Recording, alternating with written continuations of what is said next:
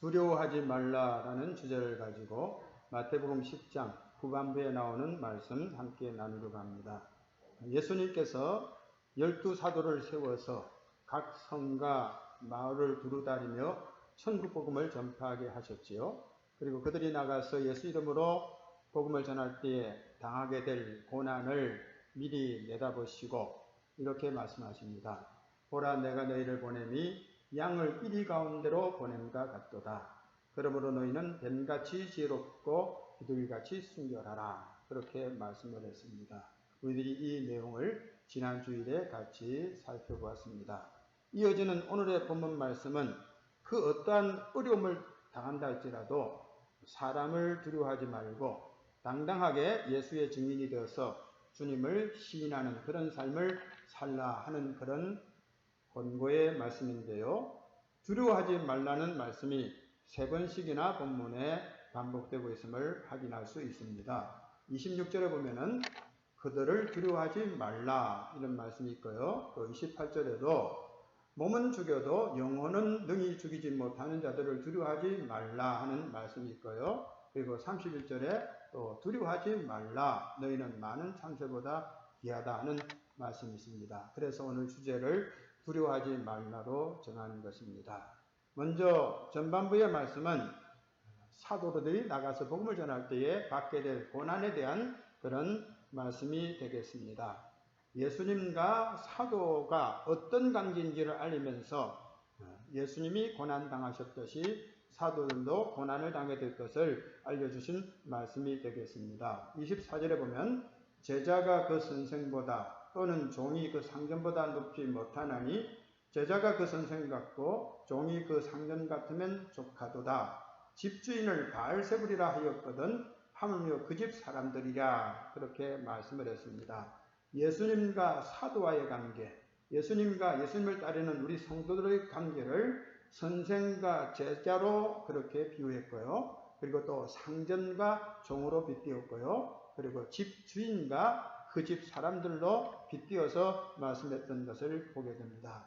우리 예수님께서 천국복음을 전파하기 위해서 각지에 다니면서 많은 고난을 겪지 않았습니까? 많은 비난을 받았고 또 오해를 샀고 또 박해도 받으셨습니다. 귀신의 왕 바알세불을 힘입어 귀신을 쫓아낸다 하는 이런 비난도 바리새인들에게 받았습니다.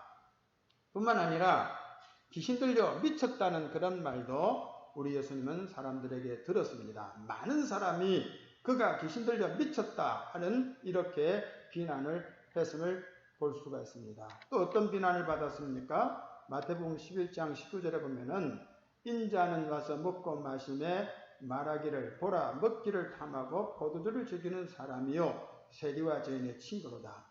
인자 되시는 예수님, 예수님이 인자지요. 사람의 아들로 오셨으니까요. 그분이 와서 많은 사람들과 교제를 나누는 것을 보고서 먹기를 탐하는 자다. 포도주를 즐기는 사람이다. 세리와 죄인의 친구다. 이렇게 비난을 했던 겁니다.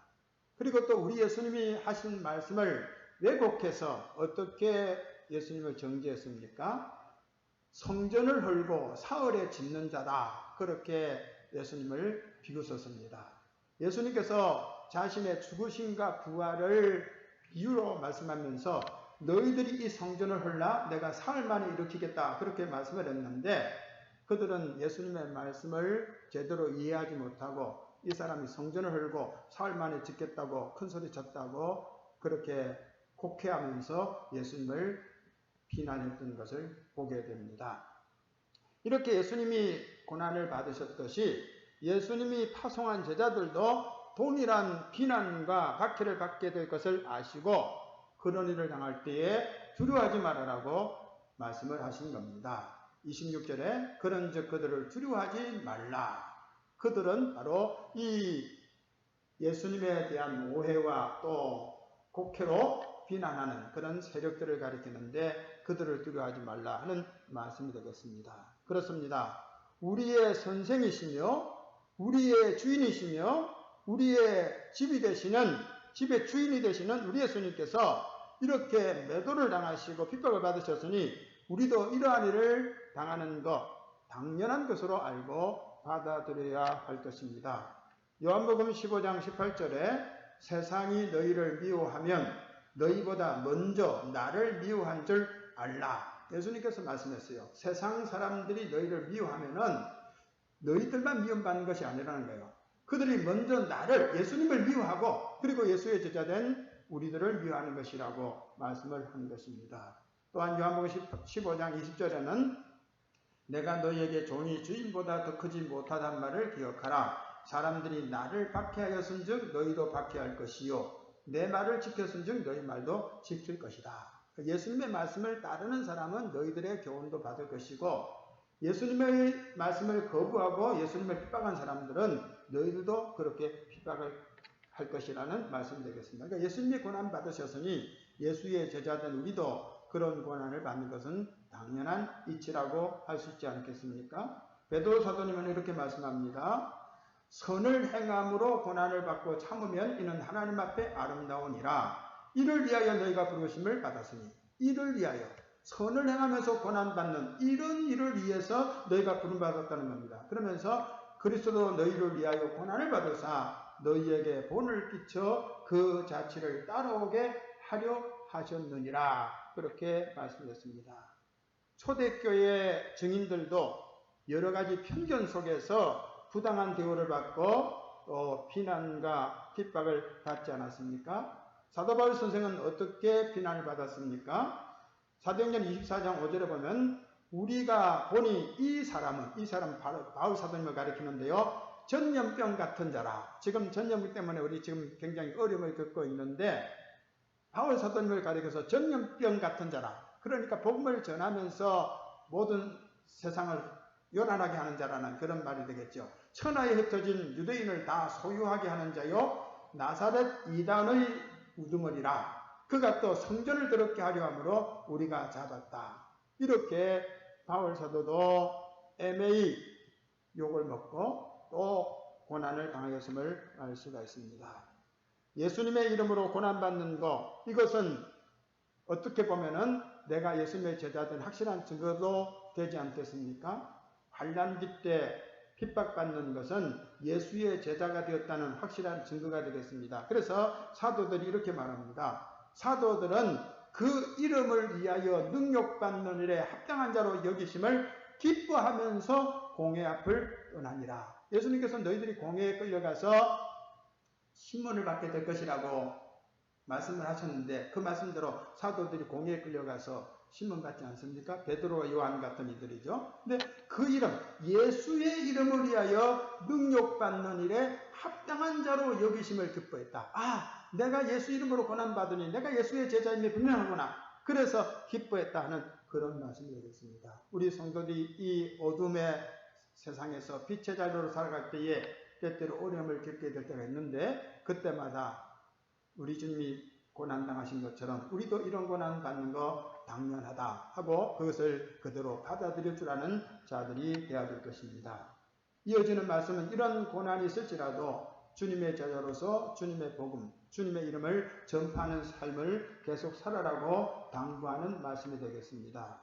사실 우리 예수님은 자기 자신이 그리스도라는 사실을 드러내지 않고 조용히 사역하셨음을 보게 됩니다.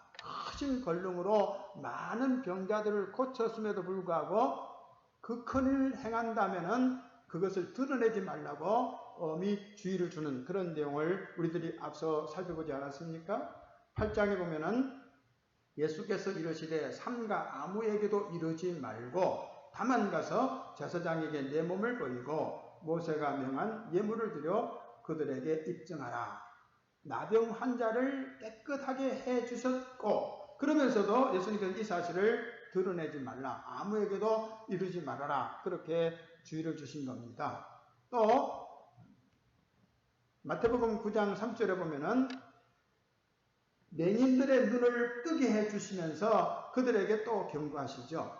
예수께서 엄히 경고하시되 삼가 아무에게도 알지 말아라. 그러니까 예수님의 그 여러 가지 기적 사건을 통해서 예수님 메시아라는 사실을 분명히 드러내셨음에도 불구하고 예수님께서 지상 사역할 때는 그것을 드러내지 말라고 당부를 하셨습니다. 마태복음 16장 20절에 보면은 예수님께서 제자들이 예수님이 그리스도라는 사실을 고백을 하는 것을 듣고서 그것도 이루지 말아라고 말씀을 하시죠. 가이사랴 빌립보에서 예수님께서 제자들에게 묻지 않습니까? 사람들이 나를 누구라고 하느냐? 그러니까 뭐 이러쿵저러쿵 예수님에 대한 그런 평판들을 그대로 알리니까 너희들은 나를 누구라고 하느냐? 그렇게 묻지요. 그때 베드로가 주는 그리스도시요 살아계신 하나님의 아들입니다 하고 고백을 했는데 예수님께서는 그 고백이 옳은 고백이라고 말씀하죠. 네가 이런 고백을 하는 것은 혈육을 통해서 깨달음이 아니고 내 아버지께서 너를 그렇게 깨닫게 했기 때문에 그런 고백을 하는 거다. 그렇게 말씀하면서 자신이 그리스도라는 사실을 아무에게도 이르지 말아라. 이렇게 말씀을 하셨어요. 그뿐입니까? 예수님께서 베드로와 야고보와 요한을 데리고 변화산 산에 가죠. 변화산에서 기도하는 가운데 호련히 변화되지 않습니까? 변모하신 그 황홀한 모습을 보고 제자들이 얼마나 마음에 황홀함을 가졌겠습니까? 근데 그것도 예수님께서 이렇게 말씀합니다. 그들이 산에서 내려올 때에 예수께서 명하여 이르시되 인자가 죽은 자 가운데서 살아나기 전에는 본 것을 아무에게도 이루지 말아라. 그렇게 말씀을 하셨어요. 그러니까 예수님께서 메시아라는 사실은 예수님의 측근들, 그러니까 사도들, 또 그의 소수의 무리들만 몸소 깨닫게 하셨을 뿐이고 그것을 의도적으로 드러내면서 선전식으로 그렇게 사람들에게 드러내지 말라고 말씀을 하셨습니다. 하지만 때가 되면은 예수님이 그리스도, 다시 말해서 세상의 구세주가 된다는 사실은 드러나게 된다는 것, 이걸 말씀을 하시지요. 26절에 보면은 감추인 것이 드러나지 않을 것이 없고 숨은 것이 알려지지 않을 것이 없다 말씀했어요. 지금은 주님께서 은둔하지만은 지금 은밀하게 그리스도의 사역을 수행하시지만은 언젠가는 그것들이 다 드러내고 다 알려지게 될 것이라고 말씀했습니다. 세상의 진실 그리고 세상의 사실은 언젠가 드러나기 마련입니다. 잠시 사람들의 눈을 속일 수 있는 것 같고 또 사건을 역사 속에 묻을 수 있는 것 같이 보이지만은 그러나 선악간의 모든 것들은 언젠가 반드시 드러나게 될 것입니다. 히브리 기자는 이렇게 말씀합니다. 지으신 것이 하나도 그 앞에 나타나지 않음이 없고 우리의 결산을 받으실 이의 눈앞에 만물이 벌거벗은 것 같이 드러나느니라 했어요. 우리의 선행도 드러나게 되고 우리의 악행도 다 드러나게 된다는 말씀이 되겠습니다.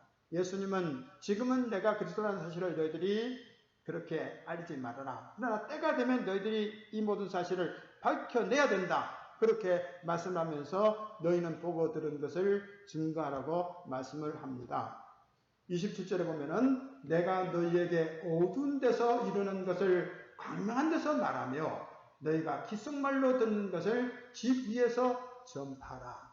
예수님과 함께 할 때는 예수님께서 조용히 그들을 따로 모아놓고 교훈을 하셨지만은 이제 때가 되면은 사도들이 나가서 밝히 모두에게 말하고 전파해야 된다는 그런 말씀 아니겠습니까? 왜 이때는 말하지 말라고 했을까요? 확실한 깨달음이 없기 때문이라고 할 수가 있겠어요. 요한복음 13장 7절에 보면은 예수께서 베드로에게 말씀하죠. 내가 하는 것을 내가 지금은 알지 못하나 이후에는 알리라.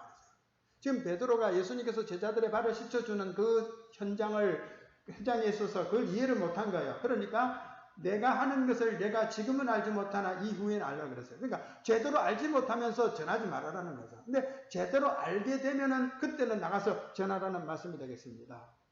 13장 요한복음 14장 26절에 보면은 보혜사 곧 아버지께서 내 이름으로 보내실 성령 그가 너희에게 모든 것을 가르치고 내가 너희에게 말한 모든 것을 생각나게 하리라 그래요. 지금은 모르지만은 성령의 시대가 되면은 성령께서 너희들에게 그 모든 것들을 생각나게 하고 가르쳐서 깨닫게 할 것이 겁니다. 그때는 나가서 전하라는 거예요. 그때는 공개적으로 전하게 되는 거죠.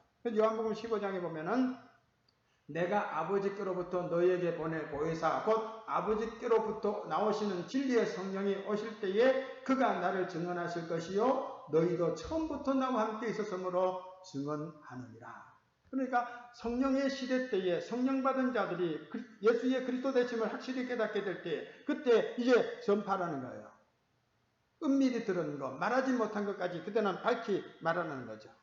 이렇게 말씀을 선포할 때에 위협하는 세력이 또 있을 거라는 겁니다.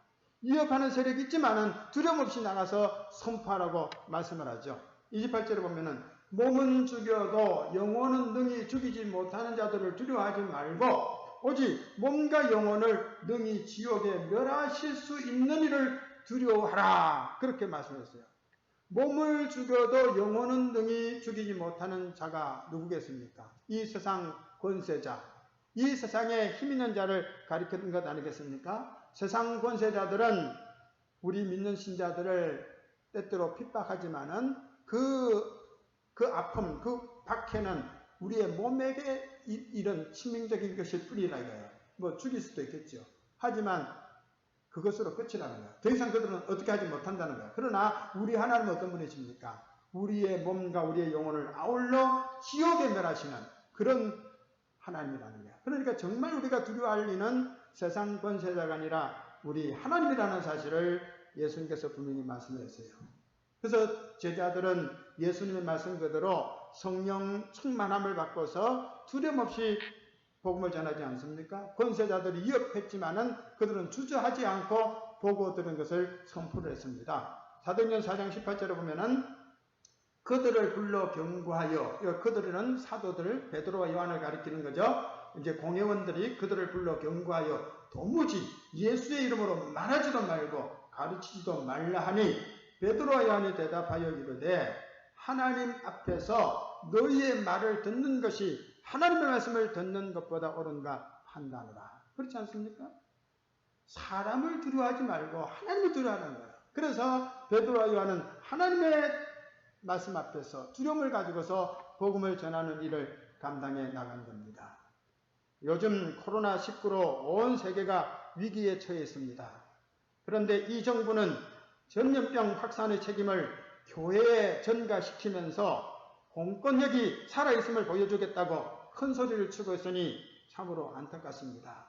그렇게 위협할 것이 아니라 위기 상황 앞에서 공직자들이 책임의식을 느끼면서 온 국민 앞에서 눈물로 협조를 구해야 되지 않겠습니까? 근데 지금 그러지 못한 상황입니다. 서로 남의 탓만 하고 있습니다.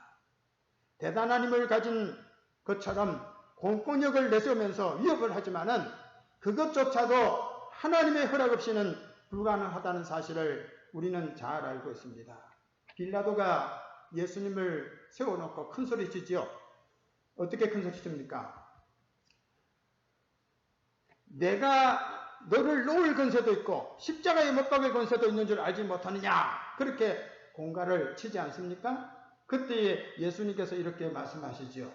위에서 주지 아니하셨더라면 나를 해할 권한이 없었으리니 라고 말씀했어요. 위에서 주지 않았다면 나를 해할 권한이 없다 그랬어요. 그러니까 예수님은 하나님의 섭리 가운데 십자가 지는 것이지 공권력이 두려워서 예수님께서 거기에 굴복하지는 않겠다는 그런 말씀 아니겠습니까? 물론 우리는 공권력에 순종을 해야 됩니다. 질서와 안전을 위하여서 하나님이 주신 일반 은총의 하나이기 때문입니다. 바울 사도님께서 로마 교우들에게 말씀하죠. 각 사람은 위에 있는 권세들에게 복종하라. 권세는 하나님으로부터 나지 않음이 없나니 모든 권세는 다 하나님께서 정하신 바라. 그러므로 권세를 거스르는 자는 하나님의 명을 거스름이니 거스르는 자들은 심판을 자취하리라 말씀했어요. 그러니까 오늘 이 전염병 때문에 사회적인 거리를 두라는 그런 지시에 우리가 협조하면서 이렇게 흩어져서 예배하는 것도 이러한 원리에 입각한 것이라고 할 수가 있겠습니다. 공권력이 두려워서 그렇게 하는 것이 아니고 사회적인 유익을 생각해서 우리가 이런 예배를 드린다, 그렇게 말씀드릴 수가 있겠습니다. 로마서 13장 5절에 보면은 진노 때문에 할 것이 아니라 양심을 따라 할 것이라 그렇게 말씀했어요. 그러니까 우리들이 뭐 공권력이 너희들이 모여서 예배하면 안 돼 해서 안 하는 것이 아니고 오늘 정말 이 어려운 때에 우리 교회가 남에게 해를 끼치지 아니하고 또 여러 가지 어려운 상황에서 우리가 비난받는 일을 당하지 않도록, 비난받는 일이 없도록 하기 위해서 우리들이 이렇게 지금 예배하는 것이라고 할 수가 있겠습니다. 그런데 때때로 공권력은 마치 신앙을 위협하는 그런 양으로 그렇게 큰 소리를 치는 경우들이 있습니다. 하지만 하나님의 자녀들인 성도들은 결코 공권력 앞에 주눅들지 않는다는 사실을 우리들이 기억해야 될 것입니다. 다니엘의 세 친구 믿음 우리는 가져야 됩니다. 다니엘의 세 친구들이 공권력이 우상을 숭배하도록 그렇게 위협을 했지만은 할 수 없다고 단호하게 거절하지 않습니까? 다니엘서 3장 15절 18절 사이 보면은 왕이여 우리가 섬기는 하나님이 계시다면 우리를 맹렬히 타는 불법의 가운데서 능히 건져내시겠고 왕의 손에서도 능히 건져내시리이다. 그러니까 우상에게 절하지 않으면은 신상에게 절하지 않으면은 불불 속에 던져 넣겠다고 했지만은 던져 넣어봐야 돼요. 던져 넣으면 하나님이 건져준다 이겁니다. 건져주지 않는다로 그 뒤에 말씀이 중요하죠. 18절에 보면은 그렇게 하지 아니하실지라도 우리가 그 불법 속에 들어가서 불에 타서 우리의 몸이 다 죄가 된다 할지라도 왕이여 우리는 왕의 신들을 섬기지도 아니하고 왕이 세우신 금신상에게 절하지도 아니할 줄을 아옵소서. 오늘 우리는 이런 신앙으로 살아나가야 할 것입니다. 죽고 사는 것은 공권력에 달려있는 것이 아니라 하나님의 손에 달려있다는 사실을 우리 예수님께서는 분명히 말씀을 하십니다. 참새 2마리가 한 아사리온에 팔리지 않느냐? 그러나 너희 아버지께서 허락하지 아니하시면 그 하나도 땅에 떨어지지 아니하리라 말씀하세요. 참새, 하찮은 참새도 그 생명의 주인이 하나님이신데 하물며 너희겠느냐는 그런 말씀 아니겠습니까? 그래서 너희에게는 머리들까지 다 세신 바 되었나니 두려워하지 말라. 너희는 많은 참새보다 귀하다 말씀하세요. 생명의 주인이 되시는 하나님은 우리의 머리털까지 다 세시는 아주 세밀하신 하나님이라는 것을 기억해야 될 것입니다. 그러니까 나보다도 하나님은 나를 더 잘 아신다는 말씀 아니겠습니까? 내가 내 머리털 수 못 세잖아요. 그러나 하나님께서는 내 머리털까지 다 세십니다. 그러니까 나보다 나를 더 잘 아시는 하나님이라는 말씀 되겠습니다. 그러니까 목숨을 부지하기 위해서 구차하게 살아가서는 안 될 것입니다. 우리의 의지로는 할 수 없는 일이겠죠. 베드로가 어려운 일을 당할 때에 구차하게 목숨 살겠다고 예수님을 3번씩이나 부인했던 이 사건을 우리들은 깊이 마음에 새겨야 할 것입니다. 예수님께서는 이렇게 말씀합니다. 누구든지 사람 앞에서 나를 시인하면 나도 하늘에 계신 내 아버지 앞에서 그를 시인할 것이요. 누구든지 사람 앞에서 나를 부인하면 나도 하늘에 계신 내 아버지 앞에서 그를 부인하리라고 말씀했어요. 주님께서 나를 인정해 주시는 것 얼마나 감사한 일이겠습니까? 내가 주님을 알면 주님도 나를 압니다. 내가 주님을 모른다면 주님도 나를 모른다 하실 것입니다. 디모데후서 2장 11절 12절에 보면은 미쁘다 이 말이요 우리가 주와 함께 죽었으면 또한 함께 살 것이요 참으면 또한 함께 왕노를 할 것이요 우리가 주를 부인하면 주도 우리를 부인하실 것이라 했어요. 주님을 부인하면 주님도 우리를 부인하지만 우리가 주님과 함께 고난받으면 주님과 함께 그 영광에 참여하게 될 것이라는 말씀 아니겠습니까? 계시록에도 그런 말씀이 있죠. 내가 그 이름을 생명책에서 결코 지우지 아니하고 그 이름을 내 아버지 앞과 그의 천사들 앞에서 시인하리라. 일제치하에서 신사참배를 거부하고 오직 예수만을 외친 신앙의 선배들처럼 신앙의 담대함을 우리들이 가져야 할 것입니다. 요한복음 16장 33절에 예수님께서 말씀하십니다. 이것을 너희에게 이루는 것은 너희로 내 안에서 평안을 누리게 하려 함이라. 세상에서는 너희가 환난을 당하나 담대하라. 내가 세상을 이기었노라. 주님께서 그 모든 고난을 승리하셨듯이 우리도 어떤 환난도 잘 감당해 나가야 할 것입니다. 히브리 기자는 말씀합니다. 그러므로 너희 담대함을 버리지 말라. 이것이 큰 상을 얻게 함이라고 말씀을 했습니다. 이제 이어지는 말씀에는요. 주님 보시기에 합당치 아니한 자들이 어떤 자인가에 대한 말씀이 나옵니다. 합당하지 않은 삶. 예수님 보시기에 합당치 아니한 삶이 어떤 것입니까? 3번씩이나 합당치 않다는 말씀이 나오는데요. 37절에 보면 아버지나 어머니를 나보다 더 사랑하는 자는 내게 합당하지 아니하고 아들이나 딸을 나보다 더 사랑하는 자도 내게 합당하지 아니하며 또 자기 십자가를 지고 나를 따르지 않는 자도 내게 합당하지 아니하다. 합당하지 아니한 자라고 3번씩이나 말씀하고 있는데요. 어떤 자가 합당하지 않은 겁니까? 인정에 매이는 것이 합당하지 않죠. 인정에 매이는 것. 아버지, 어머니 혹은 자식들 이런 인정에 매이는 것이 합당하지 않다는 말씀이 되겠습니다. 34절에 보면은 내가 세상에 화평을 주러 온 줄로 생각하지 말라. 화평이 아니요 검을 주러 왔노라. 내가 온 것은 사람이 그 아버지와 딸이 어머니와 며느리가 시어머니와 불화하게 하려 함이니 사람의 원수가 자기 집안 식구리라 말씀했어요. 복음화가 이루어지기까지의 갈등을 예고하고 있는 거예요. 한 가정에 복음이 들어오면은 그 복음을 수용하지 않는 자와 복음을 수용하는 자가 서로 충돌하지 않겠습니까? 바로 그것을 가리킨다고 할 수가 있겠습니다. 바로 그때에 복음화 될 때까지의 그 갈등을 주님께서 예고하면서 혈육의 정도, 인정도 다 초월해야 될 것을 말씀하시는 것입니다. 아버지나 어머니를 나보다 더 사랑하는 자는 내게 합당하지 아니하고 아들이나 딸을 나보다 더 사랑하는 자도 내게 합당하지 않다. 그렇게 말씀했어요. 그런데 이 말씀을 곡해가지고 부모님도 또 자식도 사랑해서는 안 되겠구나 이런 생각을 한다면은 그것은 이 말씀을 곡해하는 것이 되겠죠. 성경은 어떻게 말씀합니까? 가정을 돌보지 않는 것은 큰 죄악이라고 말씀하고 있죠. 마태복음 15장 6절에 보면은 부모를 공경할 것이 없다 하여 너희의 전통으로 하나님의 말씀을 폐한다. 고르반이라고 하는 하나의 어떤 관례를 만들어가지고 하나님께 다 드려서 그러니 부모께 드릴 게 없어 이렇게 말하는 유대인들을 주님께서 실망하면서 너희들이 그 전통 고르반이라고 하는 전통으로 하나님 말씀을 폐한다. 하나님의 말씀 율법에 부모를 공경하라고 하지 않았느냐 하고 책망하신 말씀 우리가 알고 있지 않습니까?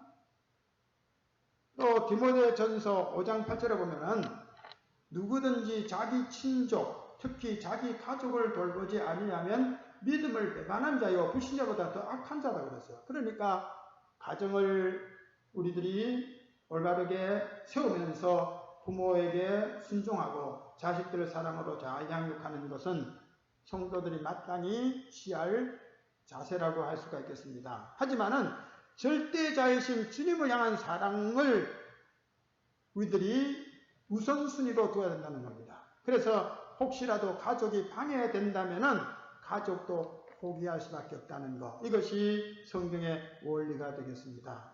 고린도전서 7장 15절에 보면은 믿지 아니하는 자가 갈리거든 갈리게 하라. 형제나 자매나 이런 일에 구애될 것이 없다 말씀했어요. 성경의 원리는 부부가 결혼하면 평생 해로하게 되는 거죠. 어떠한 이유에서든지 이혼을 해서는 안 된다 말씀하죠. 우리 예수님께서는 가늠한 이에는 이혼해서는 안 된다. 그런 원칙을 세우지 않습니까? 하지만은 바울 사도님께서 말씀합니다. 내 편에서 믿는 사람 편에서 이혼을 요구할 수는 없다 이거예요. 하지만 믿지 않는 사람이 신앙을 이유로 해가지고 이혼을 청한다면은 거기에는 그대로 응하라는 거죠. 믿지 않는 자가 갈리거든 갈리게 하라. 믿지 않는 사람이 먼저 요청을 하면은 그대로 수긍하라는 거예요. 믿음은 저버릴 수 없다는 거예요. 그렇게 우선순위를 두고 있는 겁니다. 아브라함이 100세에 얻은 이삭 얼마나 사랑스럽습니까? 그런데 하나님께서 드리라고 하니까 기꺼이 드리지 않습니까? 하나님의 약속을 믿고 내가 이 아들을 바쳐도 하나님은 그 약속을 신실하신 하나님께서 지켜주실 것이다. 그 믿음 속에서 아들을 바치지 않습니까? 그 믿음이 하나님을 감화시키죠. 감화시켰다는 표현이 좀 이상하지 모르지만 하나님을 감동했다고도 할 수가 있겠습니다. 창세기 22장 10절에 보면은 사자가 이르되 그 아이에게 내 손을 대지 말라. 그에게 아무 일도 하지 말라. 내가 내 아들 내 독자까지도 내게 아끼지 아니하였으니 내가 이제야 내가 하나님을 경외하는 줄을 아노라 그랬어요. 자기의 사랑하는 아들을 하나님 앞에 드리는 이 심정을 보면서 하나님께서 감복하신 거죠. 그래서 이제야 네가 하나님을 경외하는 줄 알겠다고 그렇게 말씀을 했습니다. 이런 신앙은 하나님의 말씀에 근거한 것이죠. 히브리 기자는 이렇게 말씀합니다. 아브라함은 시험을 받을 때에 믿음으로 이삭을 드렸으니 그는 약속들을 받은 자로 돼 그 외아들을 드렸느니라. 그에게 이미 말씀하시기를 내 자손이라 칭할 자는 이삭으로 말미암으리라 하셨으니 그가 하나님이 능히 이삭을 죽은 자 가운데서 다시 살리실 줄로 생각한지라 비유컨대 그를 죽은 자 가운데서 보호받은 것이니라. 그러니까 하나님께서 이삭을 분명히 씨로 약속했는데 이삭을 내가 하나님 앞에 바쳐서 번제로 드려서 그를 불태운다 할지라도 하나님 다시 살려서라도 하나님은 약속 지킬 거다.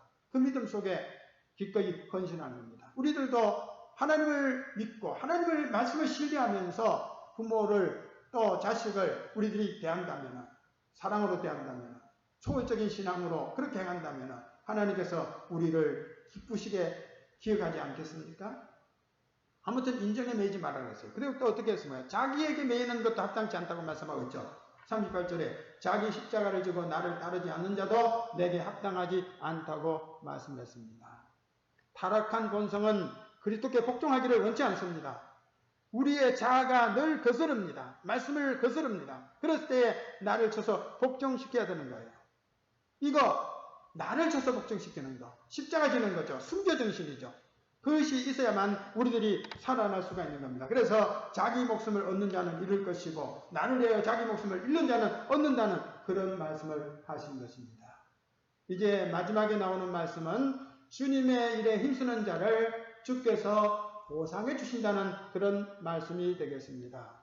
주님의 일을 힘쓰는 사람들에게 주님은 상을 주시기로 약속하지 않습니까? 베드로가 말하죠. 보소서 우리가 모든 것을 버리고 주를 따라 싸운데 그런즉 우리가 무엇을 얻으리까? 예수께서 이르시되 내가 진실로 너희에게 이르노니 세상이 새롭게 되어 인자가 자기 영광의 보좌에 앉을 때에 나를 따르는 너희도 12보좌에 앉아 이스라엘 12지파를 심판하리라. 또 내 이름을 위하여 집이나 형제나 자매나 부모나 자식이나 전토를 벌인 자마다 여러 배를 받고 또 영생을 상속하리라고 말씀했어요. 뿐만 아니라 이렇게 주의 일에 헌신하는 자들, 주의 일꾼들을 돕는 자에게도 또 약속이 된 상급이 있습니다. 오늘 본 말씀 40절 이하의 말씀, 너희를 영접하는 자는 나를 영접하는 것이요 나를 영접하는 자는 나를 보내신 이를 영접하는 것이니라. 선자의 이름으로 선자를 영접하는 자는 선자의 상을 받을 것이요 의인의 이름으로 의인을 영접하는 자는 의인의 상을 받을 것이요 누구든지 제자의 이름으로 이 작은 자 중 하나에게 냉수 한 그릇이라도 주는 자는 내가 진실로 너에게 이르노니 그 사람이 결단코 상을 잃지 아니하리라. 이렇게 말씀을 하셨습니다. 증인들은 예수의 이름을 높이는 증인이 되어야 됩니다. 자기를 높이는 자는 증인이 아닙니다. 고린도후서 4장 5절에 우리는 우리를 전파하는 것이 아니요 오직 그리스도 예수의 주되신 것과 또 예수를 위하여 우리가 너희의 종된 것을 전파한다고 말씀했어요. 바로 이런 사람이 참 제자이기 때문에 이런 자들을 접대해야 되겠죠. 이런 자들을 어떻게 접대해야 되겠습니까? 갈라디아 4장 14절에 보면은 너희가 업신여기지도 아니하며 버리지도 아니하고 오직 나를 하나님의 천사와 같이 또는 그리스도 예수와 같이 영접했다. 이렇게 말씀을 하고 있습니다. 여러분 그 어떠한 사람도 그 어떠한 공권력도 두려워하지 말고 오직 하나님만 두려워하는 성도들이 됩시다. 그리고 어떠한 상황에서도 예수가 나의 주님 되심을 부끄러워하지 말고 그대로 밝히는 성도들이 되십시다. 그리고 주 안에서 행한 모든 헌신과 봉사를 주님께서 기억하시고 갚아주신다는 사실을 믿고서 주의 일에 더욱더 힘쓰는 우리 모든 성도들이 되시기를 축원합니다. 찬송하겠습니다. 399장입니다.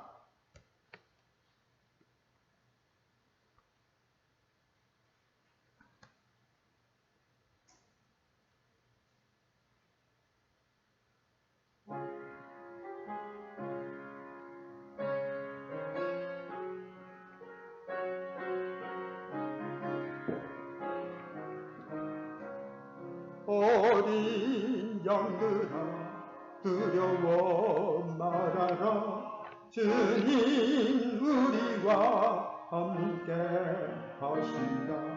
하늘과 땅의 모든 권세로 그 양떼들을 항상